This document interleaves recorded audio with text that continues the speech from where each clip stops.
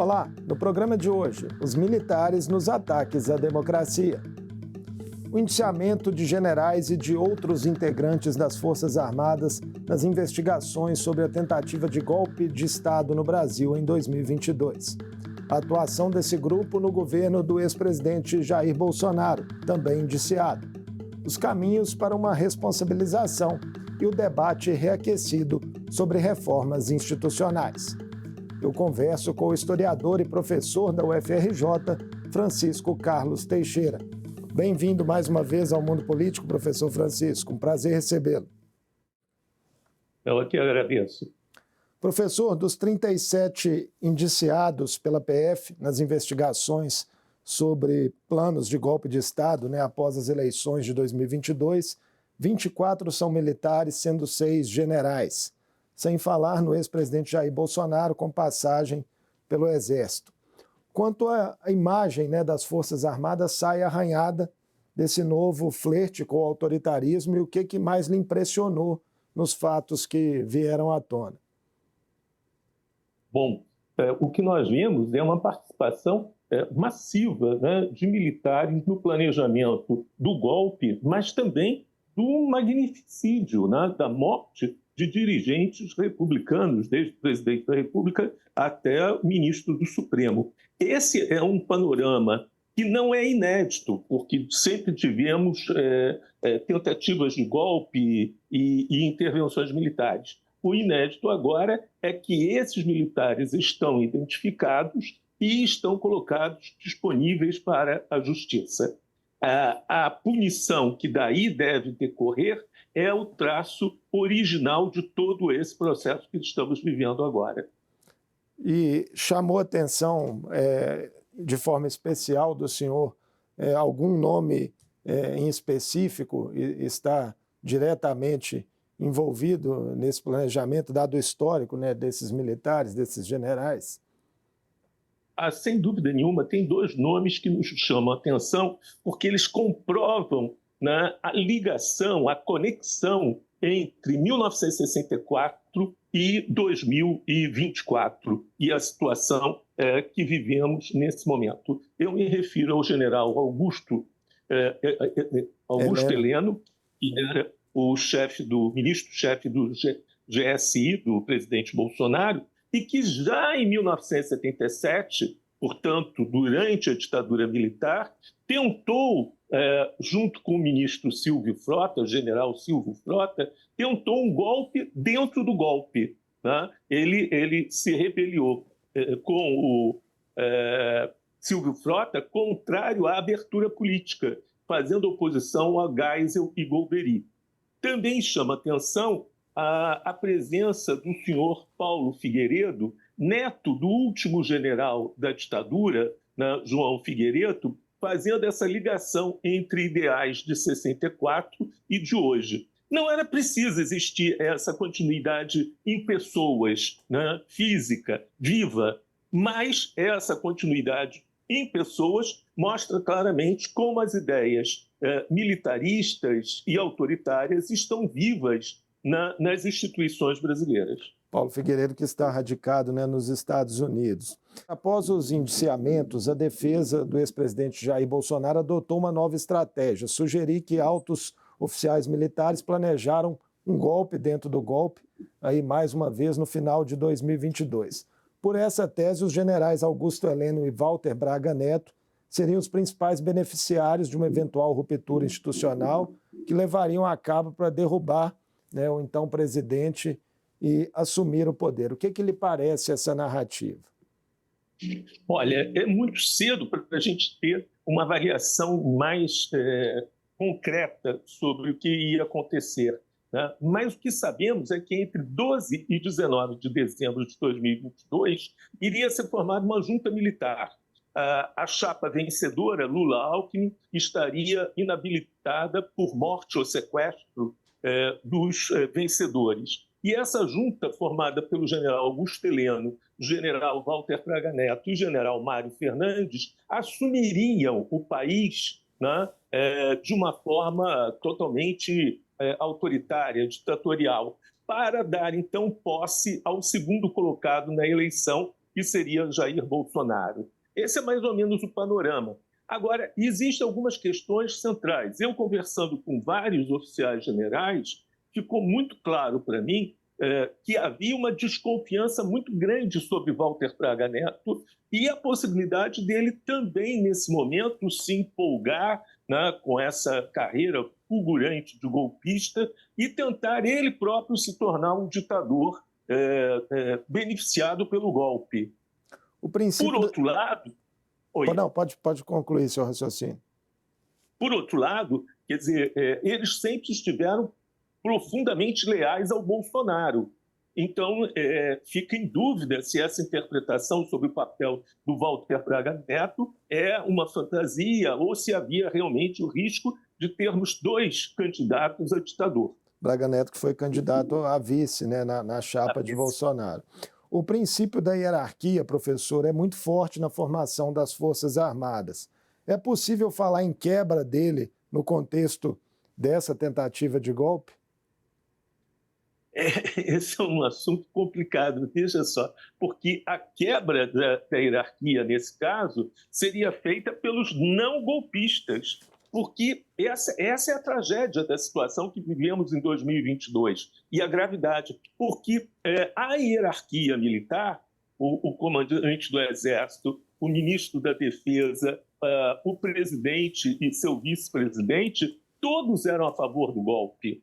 Essa situação foi concreta, muito difícil, por exemplo, para o general Freire Gomes. Ele sabia do golpe, mas a quem ele ia denunciar o golpe? Ao ministro da Defesa, que era um dos articuladores do golpe, ao comandante em chefe dele, o presidente da República, que era um beneficiário do golpe. Então, na verdade, estávamos numa situação muito difícil naquele momento. Ainda sobre Freire Gomes, né? Ele recebeu uma carta, né, ali que foi, né, enviada pelo general da reserva Mário Fernandes, tentando convencê-lo, né, a dar esse golpe. Isso por si só não deveria idealmente ensejar em punição ao autor, né, dessa carta? Com certeza, com certeza. Só estar se dirigindo a um superior para tentar convencê-lo a não cumprir a Constituição ou rasgar a Constituição é um delito grave, né? Agora, não é exatamente um delito militar, não é um delito de Superior Tribunal Militar. É um delito previsto no Código Penal, é organização para golpe de Estado, né? Pode ir ao julgamento comum nesse sentido, que é o que se espera que aconteça.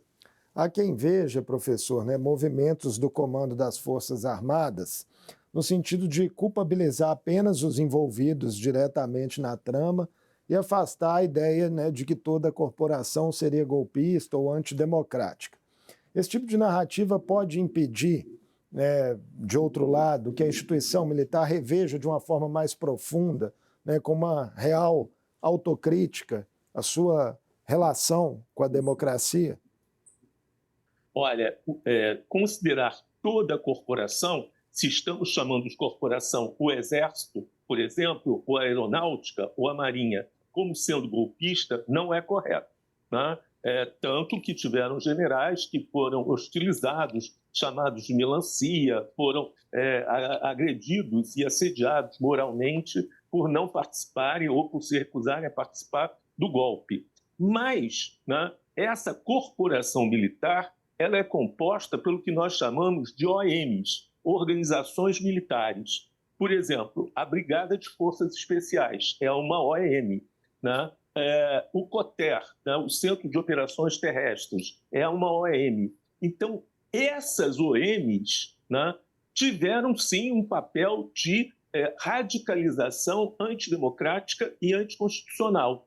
Então, nesse caso, fazendo uma alusão à fala do ministro José Múcio Monteiro, que disse que só podem ser condenados CPFs, quer dizer, indivíduos, e não CNPJs ou instituições, ao contrário, algumas instituições, como a Brigada de Forças Especiais, agiram no seu conjunto, tanto nos acampamentos patrióticos como em atos terroristas, contra a Constituição. Então, deveria ser reavaliada, inclusive, a existência dessas organizações militares. A imprensa, professor, tem dado, né, ênfase na recusa dos comandantes do Exército e da Aeronáutica de aderir ao golpe. Mas mesmo não concordando, né, com a trama, eles prevaricaram ao não buscar uma responsabilização dos que se diziam favoráveis à ideia? Olha, aí mais uma vez, difícil de estabelecer, e eu não vejo na organização política oriunda da Constituição de 1988 uma resposta adequada para isso. A quem o Gomes Freire iria se dirigir? Né? Ele, pela ordem, pela hierarquia, cumprindo a hierarquia, ele teria que falar com o ministro da Defesa. Mas o ministro da Defesa era golpista. Ele ia falar com o presidente da República, mas o presidente da República é o beneficiado pelo golpe. Numa organização correta e funcionando, por exemplo, nos Estados Unidos, né, o que aconteceria seria levar a questão à Comissão de Forças Armadas, Defesa e Relações Exteriores do Congresso Nacional. Ora, mas essa comissão, chamada CREBEM, no Congresso brasileiro, ela não desempenha nenhum papel, ela não tem esse papel de controle sobre as Forças Armadas, controle legislativo, parlamentar sobre as Forças Armadas, como, por exemplo, existe nos Estados Unidos. Portanto, era uma situação difícil e sem uma saída institucional clara. Queria tocar com o senhor também em questões mais de fundo, né? A existência dos militares aí, uma espécie de bolha, né, separados dos civis, eles têm justiça própria, hospital próprio, clube próprio. Isso tudo faz com que eles se sintam uma casta à parte? E quais seriam os efeitos colaterais disso? Mas isso é claro. Existe essa ideia de que há uma família militar, ou que o Exército é uma família, a Marinha é uma família. Isso realmente não ajuda, porque consolida uma cultura, né, que reproduz, no caso dos jovens que chegam, né, essa forma de compreender o Brasil velha, atrasada, na maioria das vezes pertencente ainda à época da Guerra Fria.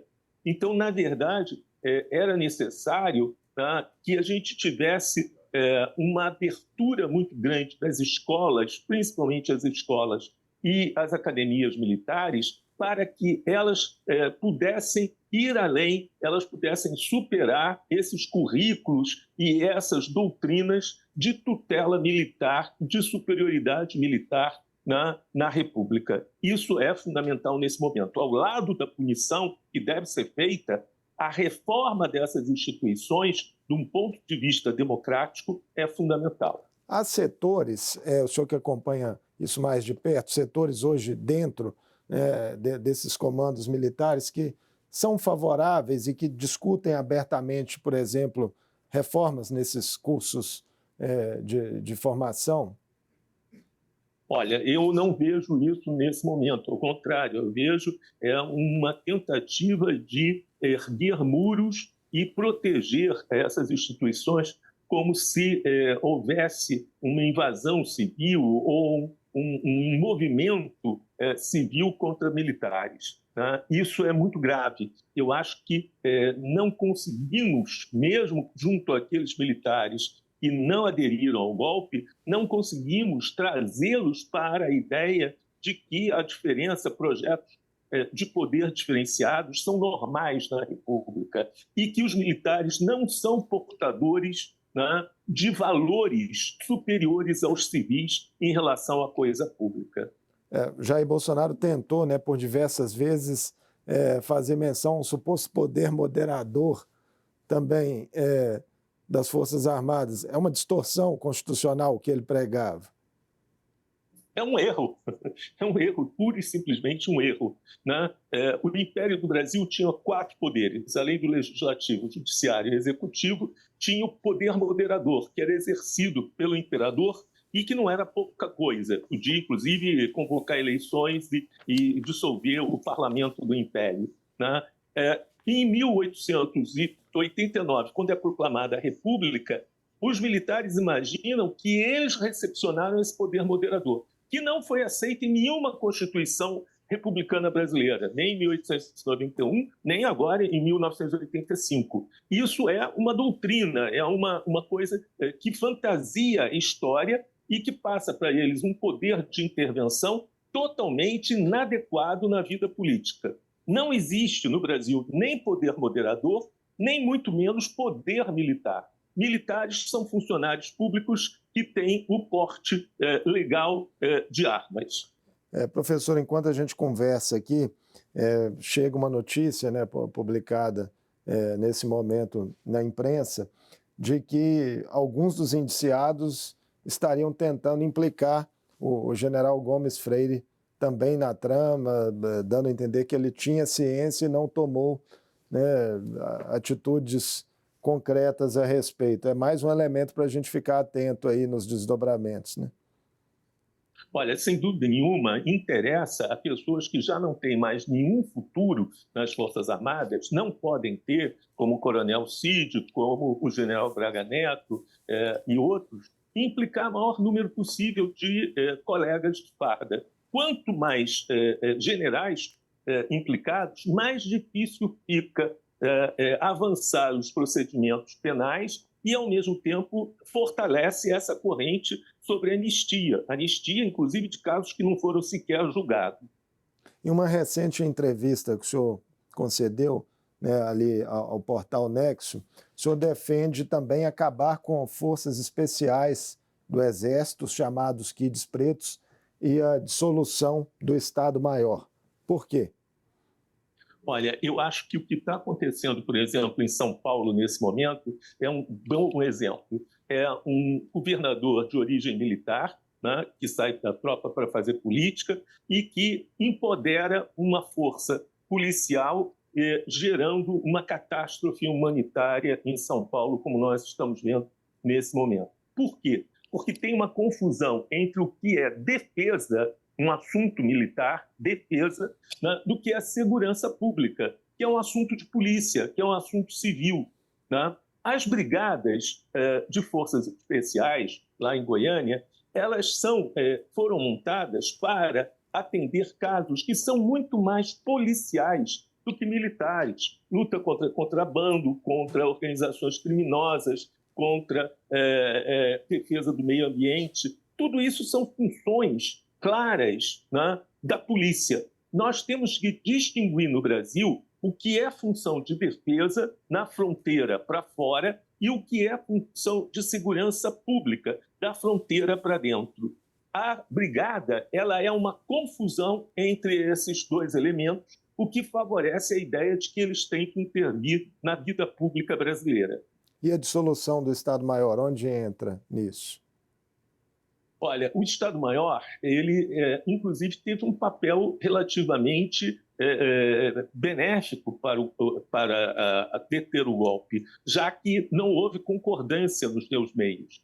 Eu diria que instituições como as Brigadas Especiais, o COTER, o Centro de Inteligência do Exército, são mais organizações sem função republicana do que o alto comando. E, da mesma forma, se chegarem ao alto comando generais formados com um espírito cívico, democrático, e não com a ideia de que são salvadores da pátria, não seria preciso mexer no alto comando. Está parada no Congresso, professor, uma PEC prevendo que militares devam ir para a reserva não remunerada para concorrer às eleições, né, não podendo mais voltar para a função caso sejam eleitos. Seria uma mudança bem-vinda? Seria, quer dizer, a gente vê como cresceu nas duas últimas eleições para o Congresso Nacional o número de candidatos e alguns eleitos com caracterizações como capitão, coronel, general, delegado, nesse sentido. Acho que esses cargos que são republicanos, que estão na República, não deveriam ser utilizados para agregar a ideia de que existe uma qualidade a mais a esses candidatos pela função que eles ocupam. Então, alguém se candidatar, que é o coronel Zezinho, não deveria ser fato nesse sentido, deveria, de fato, ser proibido. O problema todo é que não deveriam também ocupar cargos do Poder Executivo acumulando com ativa militar. também nesse caso deveria ser proibido. Se o cara quer ser ministro, ele tem que abandonar as Forças Armadas. Se ele quer ser governador, ele tem que abandonar as Forças Armadas. A confusão não ajuda. Já falamos aqui nessa nossa conversa, né, sobre várias possibilidades de alteração, de reformas, mas a gente sabe que historicamente é difícil, né, que isso avance nas Forças Armadas. O momento político é propício para enfrentar esse problema? O senhor tem esse entendimento? Acredito nisso, sim. Eu acho que nunca tivemos um momento tão importante e tão claro da disfunção, né, da capacidade disruptiva dos militares na vida pública como agora, né? Esse relatório organizado pela Polícia Federal, ele é portentoso, ele mostra, né, elementos muito concretos sobre o caráter negativo de alguns militares quererem assumir, né, funções para as quais jamais foram eleitos, que não tiveram nenhuma delegação popular. Mas também vejo muito grande risco, quer dizer, o movimento pela anistia é um risco da impunidade, né? E é também um risco muito grande a ideia muito comum de que segurança pode ser resolvida pelos militares. O caso, mais uma vez, de São Paulo mostra que não é verdade e que o projeto de uma segurança militarizada, né, e brutal, né, na verdade, não resolve o problema da violência. O senhor tocou, né, na questão das pressões por anistia que seguem nos bastidores. E aí vem a pergunta, será que dessa vez, né, veremos finalmente militares de alta patente, né, sendo responsabilizados por condutas ilegais, ao menos em instâncias internas, como os tribunais de honra, né, conselhos de justificação? Qual a sua impressão? Olha, o que eu vejo é uma situação gravíssima, gravíssima. Quer dizer, porque se julgarmos que Augusto Heleno, Walter Braga Neto, né, Mário Fernandes, generais, conspiraram contra a Constituição, eles não só devem ser presos, como eles devem perder, né, a patente, né, e perder também o soldo decorrente dessa patente. Tá? Então, nesse caso, a gente está falando de pessoas, algumas já na reserva, como Augusto Heleno, que perderiam o título de general e perderiam, com isso, também o seu soldo de aposentadoria de militar da reserva. É um fato duríssimo nesse sentido. Mas nós não podemos contemporizar perante o que aconteceu. Se isso não acontecer, ficará escrito na história de que é possível conspirar contra a República e que nada vai acontecer. Mais uma vez, seria uma repetição dessa página no Brasil? Sem dúvida, o governador Caiado, que é um governador que foi eleito, que respeita a ordem constitucional do Brasil, independente das posições dele, ele falou que Juscelino deu anistia a quem se revoltou contra ele e foi muito bom, temos que levar à frente esse comportamento de Juscelino Kubitschek. Ora, Juscelino deu anistia, né, em 58 e 59 aos revoltados e eles, em 1964, caçaram Juscelino e deram um golpe e caçaram o próprio Juscelino.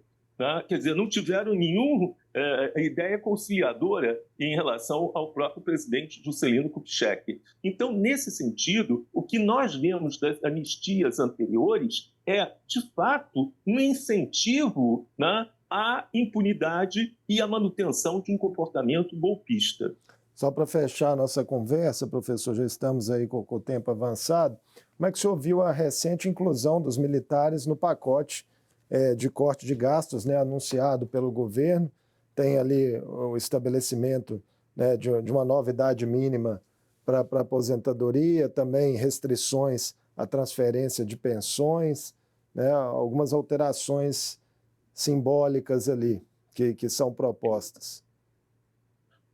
É necessário, quer dizer, se a gente vê que grande parte das verbas da defesa vão para custeio, né, vão para pagar pensões nesse sentido, a gente vê que é uma força armada disfuncional. Mas o que aconteceu nesse caso, que é muito grave, é que, no fim, né, a parte referente ao Ministério da Defesa, no pacote de austeridade, não foi encaminhada ao Congresso Nacional. Né? O ministro da Defesa, com os comandantes militares, o que não é aconselhável, né, se reuniram, né, com o presidente da República num fim de semana e forçaram a retirada do envio, né, em nome de um maior aprofundamento. Isso é um péssimo exemplo. Como é um péssimo exemplo essa reunião, né, pela criação do Ministério da Defesa do governo Fernando Henrique Cardoso, né, quem fala com o presidente da República sobre assuntos de defesa é o ministro da Defesa, que é um civil. Ora, no governo Temer, quando ele assume, ele muda essa regra e diz que o ministro da Defesa despacha com os comandantes militares junto ao presidente da República. Isso é um retrocesso e é uma forma de pressão indevida sobre o presidente da República. Vamos continuar acompanhando aí os próximos passos, né, desse caso e também desdobramentos, né, nessa complexa relação aí entre o governo e as Forças Armadas no Brasil. Esperamos contar com o senhor em outras oportunidades. Obrigado por essa nova conversa conosco aqui no Mundo Político. Eu agradeço. Um abraço. Eu conversei com Francisco Carlos Teixeira, historiador e professor da UFRJ. Falamos sobre os impactos do recente indiciamento de mais de 2 dezenas de militares e do ex-presidente Jair Bolsonaro nas investigações que apuram a tentativa de golpe de Estado no Brasil após as eleições de 2022 e dos desafios na relação entre o governo e as Forças Armadas no regime democrático. O Mundo Político fica por aqui. Obrigado por nos acompanhar e até o próximo programa.